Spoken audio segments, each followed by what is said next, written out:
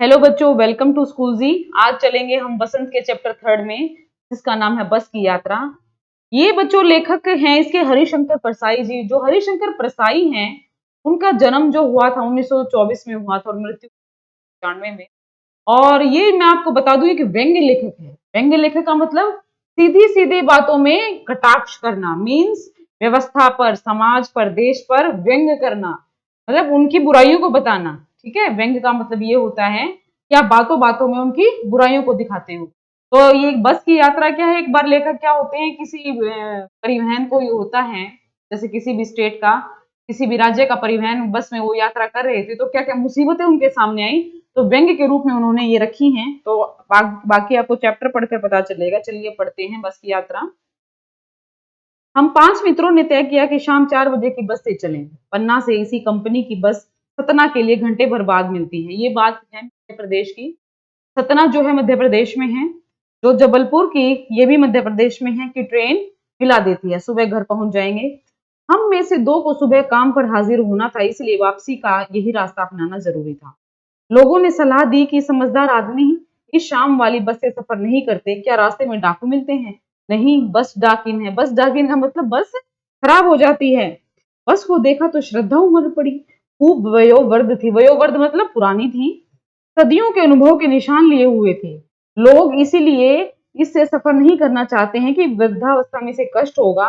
यह बस पूजा के योग्य थी, उस पर सवार कैसे हुआ जा सकता है? देखिए, ये व्यंग्य की भाषा है। वयोवृद्ध मतलब बूढ़ी हो चुकी थी बस, और पूजा के लिए मतलब इसको सिर्फ दिखाने के लिए जाना चाहिए था, लेकिन इसमें फिर भी यात्राएं की जा रही थी। बस कंपनी के एक हिस्सेदार भी उसी बस से जा रहे थे। हमने उनसे पूछा, यह बस चलती भी है? वह बोले, चलती क्यों नहीं है जी, अभी चलेगी। हमने कहा, वही तो हम देखना चाहते हैं। अपने आप चलती है यह? हाँ जी, और कैसे चलेगी? गजब हो गया, ऐसी बस अपने आप चलती है? मीन्स ये देखो व्यंग्यात्मक भाषा है बच्चों, इसको समझो। मीन्स अपने आप चलती है, कहने का भाव है कि ये पुरानी है, देखो धक्का वक्का तो लगाना ना पड़े। हम आगा पीछा करने लगे। आगा पीछा मतलब आगे पीछे चलने लगे। डॉक्टर मित्र ने कहा, डरो मत, चलो, बस अनुभवी है, नई नवेली बसों से ज्यादा विश्वसनीय है, हमें बेटों की तरह प्यार से गोद में लेकर चलेगी। हम बैठ गए। जो छोड़ने आए थे वे इस तरह देख रहे थे जैसे अंतिम विदा दे रहे हो। मीन्स उन्हें पता था कि ये कहीं ना कहीं खराब होगी बस। उनकी आंख कह रही थी, आना जाना तो लगा ही रहता है, आया है सो जाएगा, राजा रंग फकीर। आदमी को कूच करने के लिए एक निमित्त चाहिए, मतलब एक भाग्य चाहिए। इंजन सचमुच स्टार्ट हो गया। ऐसा जैसे सारी बस ही इंजन है और हम इंजन के भीतर बैठे हैं, मतलब सारी बस इंजन की भांति आवाज कर रही थी। कांच बहुत कम बचे थे, जो बचे थे उनसे हमें बचना था। हम फौरन खिड़की से दूर सरक गए। मतलब ऐसे लग रहा था जैसे कांच टूटकर हमारे ऊपर गिर जाएगा। इंजन चल रहा था, हमें लग रहा था कि हमारी सीट के नीचे इंजन है, मतलब वो सारी बस ऐसे हिल रही थी। बस सचमुच चल पड़ी और हमें लगा कि गांधी जी के असहयोग और सविनय अवज्ञा आंदोलन के वक्त अवश्य जवान रही होगी। मतलब गांधी जी का असहयोग आंदोलन कब हुआ था? 1935 में। सविनय अवज्ञा आंदोलन, भारत छोड़ो आंदोलन 1942 में। मतलब ये तब की बस है। उसे ट्रेनिंग मिल चुकी थी, उसका हर हिस्सा दूसरे से सहयोग कर रहा था। मतलब कि कोई भी एक बस का एक हिस्सा दूसरे हिस्से के साथ मिलकर बात नहीं कर रहा था, मतलब कुछ अलग, सब कुछ अलग अलग हिल रहा था उसका। पूरी बस सविनय अवज्ञा आंदोलन के दौर से गुजर रही थी, मतलब वो ड्राइवर की नहीं मान रही थी। सीट का बॉडी से सहयोग चल रहा था। कभी लगता सीट बॉडी को छोड़कर आगे निकल गई है। मतलब जो बॉडी थी जो लोहे की वो नीचे है और सीट उससे आगे निकल गई थी। कभी लगता कि सीट को छोड़कर बॉडी आगे भागी जा रही है। 8-10 मील चलने पर सारे भेदभाव मिट गए। यह समझ में नहीं आता था कि सीट पर हम बैठे हैं या सीट हम पर बैठी है। मतलब कि वो चुभ रही थी, आरामदायक नहीं थी। एकाएक बस रुक गई। मालूम हुआ कि पेट्रोल की टंकी में छेद हो गया है।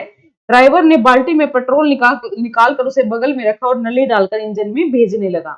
अब मैं उम्मीद कर रहा था कि थोड़ी देर बाद बस कंपनी के हिस्सेदार इंजन को निकालकर गोद में रख लेंगे और उसे नली से पेट्रोल पिलाएंगे, जैसे माँ बच्चे के मुंह में दूध की शीशी लगाती है।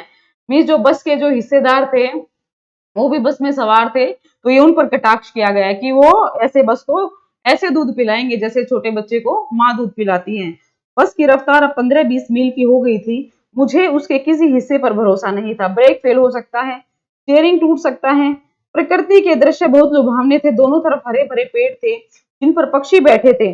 मैं हर पेड़ को अपना दुश्मन समझ रहा था। जो भी पेड़ आता डर लगता कि इससे बस टकराएगी। वह निकल जाता तो दूसरे पेड़ का इंतजार करता। झील दिखती तो सोचता कि इसमें बस गोता लगा लगा जाएगी।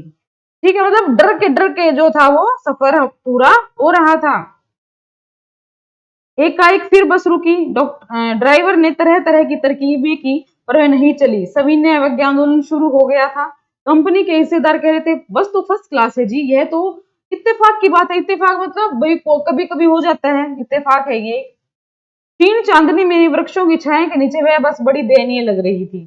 लगता जैसे कोई वृद्धा थक कर बैठ गई हो। हमें गिलानी हो रही थी कि बेचारी पर लद कर हम चले आ रहे हैं। मतलब लेखक को बस पर दया आ रही थी। ये कटाक्ष है बच्चों, ये व्यंग्य है, समझिए इसे।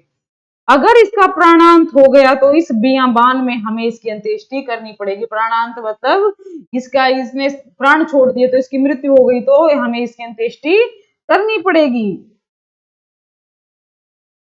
हिस्सेदार साहब ने इंजन खोला और कुछ सुधारा। बस आगे चली। उसकी चाल और कम हो गई थी। धीरे धीरे वृद्धा की आंखों की ज्योति जाने लगी।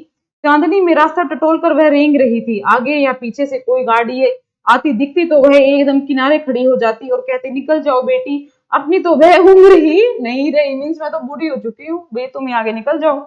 एक पुलिया के ऊपर पहुंचे ही थे कि एक टायर फिस करके बैठ गया। मीन्स टायर का पंचर हो गया। वह बहुत जोर से हिलकर थम गई। अगर स्पीड में होती तो उछल कर नाले में गिर जाती। मैंने उस कंपनी के हिस्सेदार की तरफ पहली बार श्रद्धा भाव से देखा।